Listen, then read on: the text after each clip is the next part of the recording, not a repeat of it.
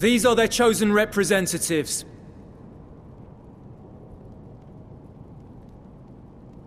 Very well. Let us hear what they have to say. Yes, sir!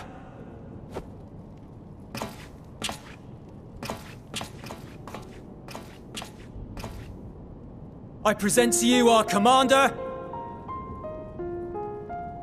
Lord Quintus Vankina, Legatus of the First Legion.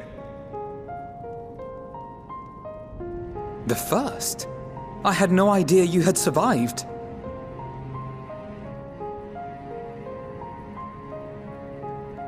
We lost our Emperor, our city, more than half our troops.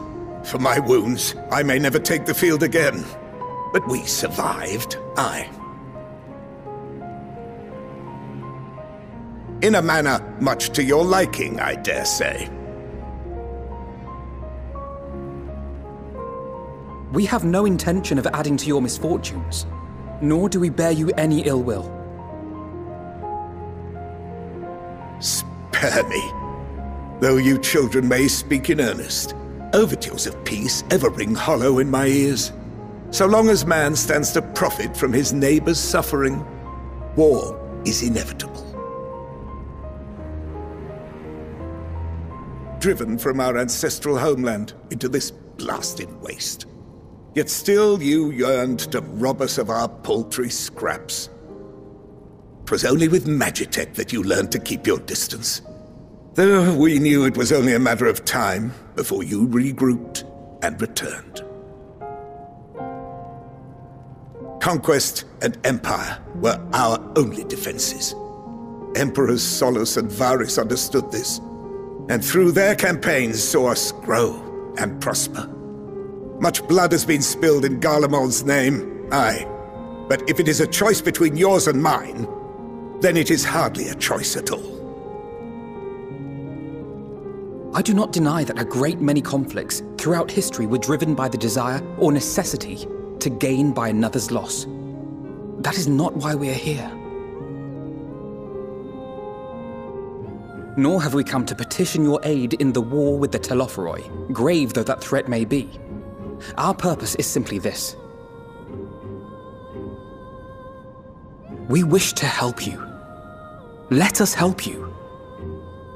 If there is aught that can be done to ease your plight, we would be glad to do it. Perhaps you would.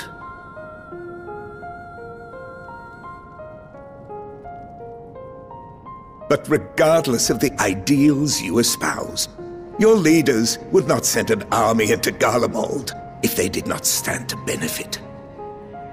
If we accept their aid, they will expect their efforts to be rewarded once the Telophoroi are no longer a threat. And after compensation and concessions, the great empire would be brought to heel. Her enemies rejoice at her downfall. Our third eye, a mark of shame. We won't stand idly by and let your people be humiliated. And we're not alone in that.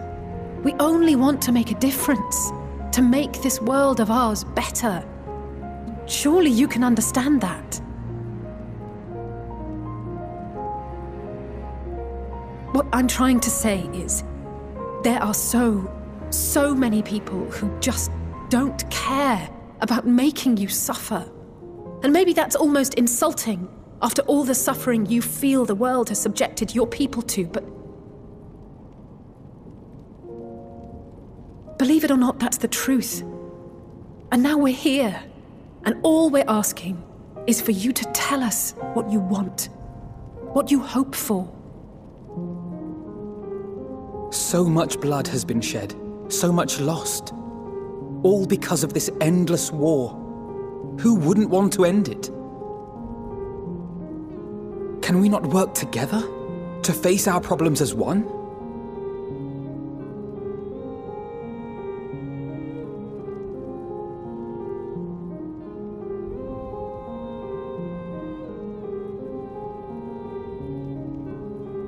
Answer me this, young peacemakers. If a world without conflict is your desire, Why reject the unity and prosperity of Garlemald? Is it because we do not share your faith? That we do not share your heritage? That our ideals and virtues differ? That we cherish and hold in the highest that which you do not? Disparity is the root of discord, and peace built on compromise is flawed and fleeting. Happiness for one and all is a dream, and the reality is that to the victor go the spoils. That is why we Garleans will never submit nor surrender. For freedom and for pride, we will remain true to ourselves until the bitter end. That is my hope.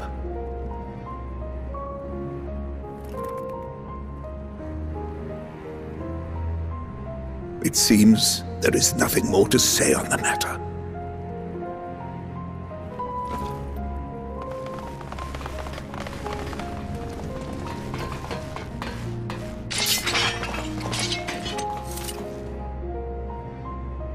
You will remain here while I decide what is to be done with you. Do not be alarmed. No harm will come to you, if you cooperate.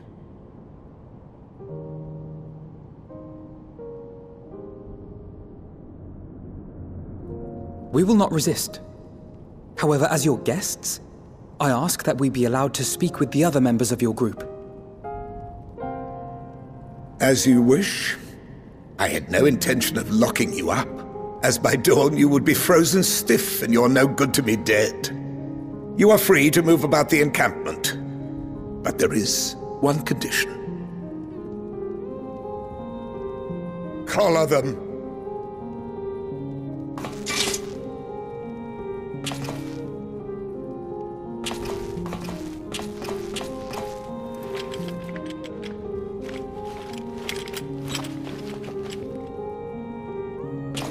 What are these?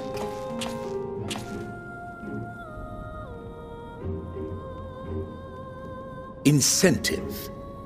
You'll be watched at all times. Stray too far or act suspiciously, and we will administer a rather painful shock. Stop! Keep away from that one.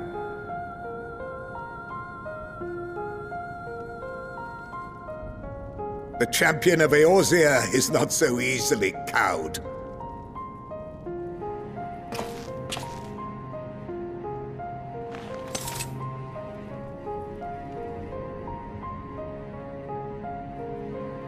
Even if she allowed herself to be collared, the shock would be no more than an itch.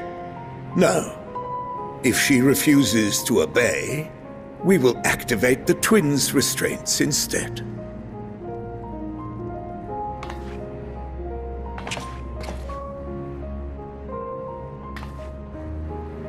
You needn't worry about us.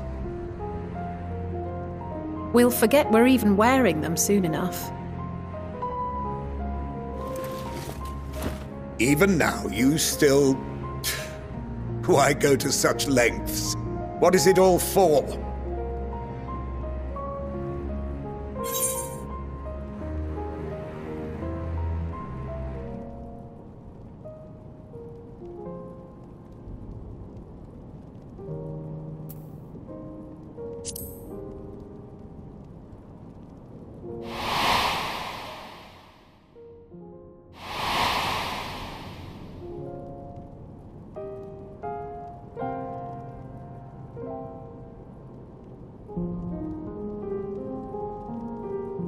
You are a curious one. A far cry from the merciless barbarian others paint you to be. You will be their warden. Take them away.